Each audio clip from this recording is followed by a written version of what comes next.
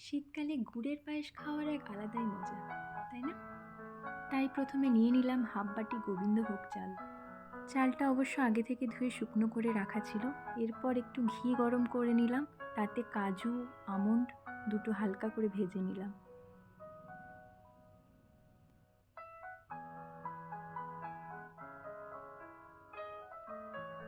এরপর চালটা হালকা করে ভেজে নিচ্ছি।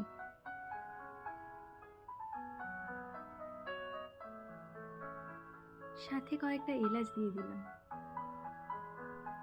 তারপর যখন দেখব চালের কালারটা একটু চেঞ্জ হয়ে আসছে, তখন এক বাটি জল দিয়ে দেবো হালকা সেদ্ধ হওয়ার জন্য। সাথে একটু স্বাদ অনুযায়ী হালকা একটু লবণ দেব। এরপর বেশ অনেকটা পরিমাণে দুধ দিলাম।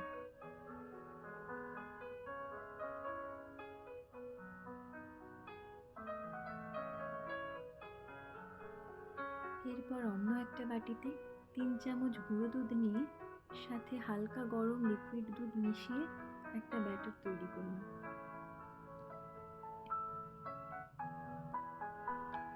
এরপর দুধটা যখন হালকা ফুটে একটু ঘন হয়ে আসবে, তখন ওই গুঁড়ো দুধের মিশ্রণটা ওর সাথে ঢেলে দিতে হবে। তারপর ভেজে রাখা কাজু, আমন্ড সাথে দিয়ে দিলাম, কিছুটা কিশমিশও দিলাম।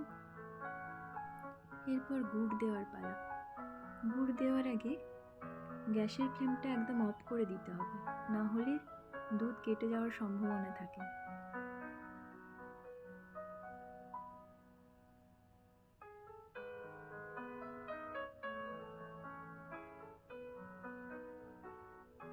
গুড়টা দিয়ে হালকাভাবে মেশানোর পর তারপর আবার গ্যাসের ফ্লেম অন করতে হবে।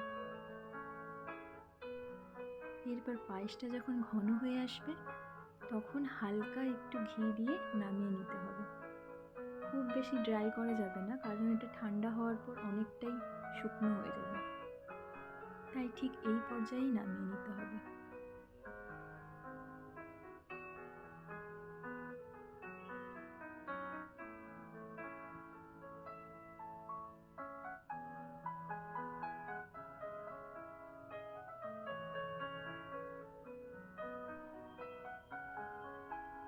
এরপর নিজেদের পছন্দ মতন কিছুটা কাজু, কিশমিশ, আমন্ড এইসব দিয়ে পরিবেশন করতে পারেন।